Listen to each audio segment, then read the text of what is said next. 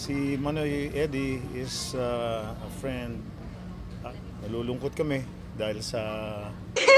Isabela, anak. Alalahanin mo. Tumahimik ka. Anak! Inaapi ka. O si Res naman, Res. O, yayain mo naman si John. Ikaw naman mag-yaya. John. Isa sa may tuturing na haligi ng pelikulang Pilipino si Res Cortez. Nakasama siya sa napakaraming mga pelikula at palabas sa telebisyon na talaga namang tumatak sa maraming mga Pinoy. Naging sidekick ng kinikilalang hari ng pelikulang Pilipino na si Fernando Poe Jr. at naging bahagi ng maraming mga proyekto. Mula pa man noong siya ay nagumpisang pumasok sa industriya ng showbiz.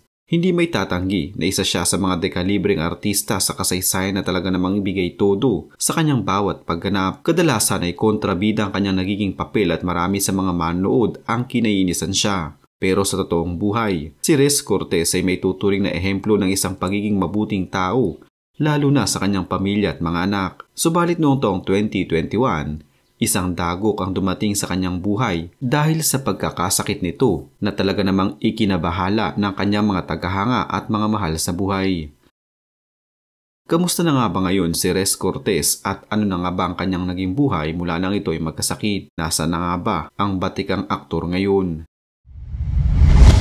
Si Res Septimo Cortez o mas nakilala sa mundo ng showbiz na Res Cortez ay sinilang noong January 4, 1956, isang batikang aktor at assistant director. Isinilang si Cortez sa Camarines Sur taong 1974 nang una siyang ipinakilala sa larangan ng pag-arte nang mapasama siya bilang isa sa mga kasno ng pelikulang Daigdig ng Sindak at Lagim.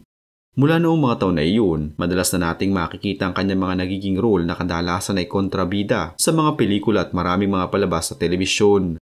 Naging epektibo si Cortez sa bawat papel na kanyang ginagampanan sa mga palabas, lalo na sa tuwing siya ay gaganap na kontrabida. Sa mukha pa lamang nito, noon nabalbasradong matapang, marami na ang kinainisan ng kanyang karakter at talaga namang kinabubusitan siya. Si Cortez ay isa ring mahusay na assistant director at nagsimula ito noong taong 1987 na kung saan siya ang assistant director ng pelikulang Kapag Lumaban ang Isang Api. Why don't you dance?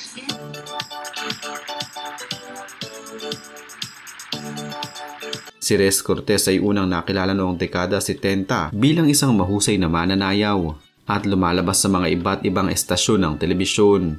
Itinambal din siya sa mga pelikula ni Alma Moreno subalit hindi pumatok sa takilya ang kanilang tambalan at siya ay napunta kay Tricia Gomez at ginawa nila ang pelikulang Halik na Lumalatay noong 1978. Sa kanyang husay sa pag-arte, nakatanggap din si Cortez ng iba't ibang mga parangal at pagkilala sa mahabang taon ng kanyang karera. Nakasama ni Res Cortez ang marami sa mga tinitingalang bituin sa larangan ng pag-arte.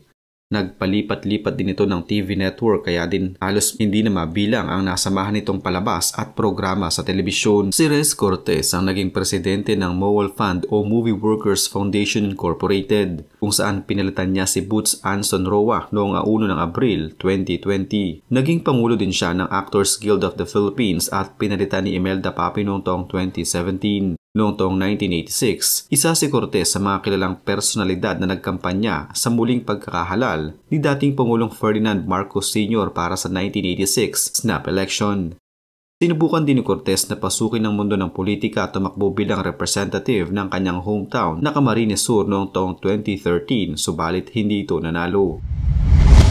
Si Cortez ay may 4 na anak at isa na nga sa mga ito ay ang komedyanteng si Kai Cortez. Si Kai sa kasalukuyan ay aktibo sa showbiz sa kabila ng kanyang pagkakaroon ng matabang pangangatawan. Noong taong 2018, tawang-tawa si Kai nang makita niya ang kanilang lumang larawan kasama ang kanyang ama at siya na 12 taong gulang pa lamang umano noon. Hindi makapaniwala si Kai na napakalayo ng kanyang pangangatawan noon sa kung ano ang pangangatawan niya ngayon. Wala namang naging pagsisisi si Kai sa kanyang naging katawan dahil ayon sa kanya, never siyang magpapapayat dahil asset at puhunan niya sa showbiz at mga TV shows ang kanyang katawan. Nabahala ang buong showbiz industry noong taong 2020 habang laganap ang pandemya sa Pilipinas sa balitang pumanaw na umano ang aktor na si Res Cortez. Isang video pa ang kumalat noon na nakatayo si Res Cortez na nakahawak sa kanyang dibdib at may caption na suspected COVID umano subalit hindi inasikaso kaya ito namatay. Pero nilinaw mismo ng aktor noong mga sumunod na araw na hindi pa siya patay at ang video na nakunan ay parte lamang ng kanyang pagganap sa isang palabas. Pero taong 2021, sa kasagsagan pa din ng COVID-19 sa Pilipinas, hindi na fake news ang kumalat sa Pilipinas tungkol sa pagkakasakit ni Rez Cortez. Humingi ng pagdarasal ang aktres na si Kai Cortez para sa agarang paggaling ng kanyang ama na nakatakdang sumailalim sa operasyon dahil sa suspected liver cancer. Sa kanyang Instagram account ay nagpost ng larawan ng aktor na ama habang kasama ang mga apo. Dagdag pa ng aktres na mahalaga aniya ang pagdarasal para mapagtagumpayan ng ama ang nasabing operasyon. Nagbigay naman ng suporta ang ilang netizens at kapwa nitong artista para sa tagumpay ng operasyon ng ama. Halos gumuho noon ang mundo ni Kai dahil sa dinaramdam ng kanyang ama. Nang sumunod na buwan, masayang ibinalita ni Kai Cortez na naging matagumpay ang operasyon ng kanyang ama at cancer-free na ito. Nagpasalamat ang pamilya ni Cortez sa mga nagdasal para sa kanilang haligi ng tahanan. Muling nakabalik si Rez Cortez sa telebisyon na sa katunayan taong 2023. Pinatunayan niyang may asim pa siya. Sa tagal na niya sa industriya ng showbiz, sa wakas ay nagkaroon na rin siya ng pagkakataon na bumida sa sarili nitong pelikula, na kung saan siya ay gumanap bilang si Mang Kanor sa pelikulang handog ng bagong streaming app na AQ Prime Stream noong taong 2023.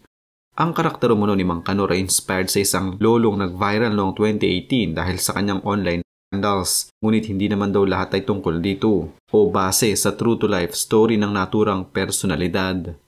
Hindi nagdalawang isip si Rez Cortez na tanggapin ang role kahit pa medyo may pagkasensual ang mga eksena sa naturang pelikula. Ang karakter ni Mang Kanor ay matanda, pangit, maraming pera at mahilig i-video ang pakikipagniig sa mga babaeng mas bata ng di hamak sa kanya.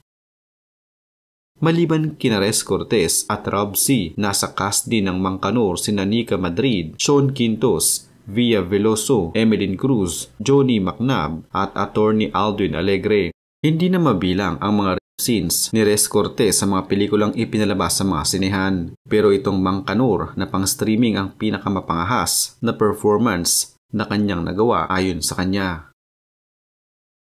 Sa ngayon ay aktibo pa rin si Rez Cortez sa showbiz at napapasama pa din sa mga palabas at pelikula. Hindi na lamang din pagiging kontrabida ang kanyang ginagampanan ngayon dahil sa hinaba-haba ng kanyang karera sa harap ng kamera. Lahat halos umano ng role ay nagampanan na niya at handa pa rin siyang tumanggap ng mga mas exciting at kakaibang role habang siya ay nabubuhay.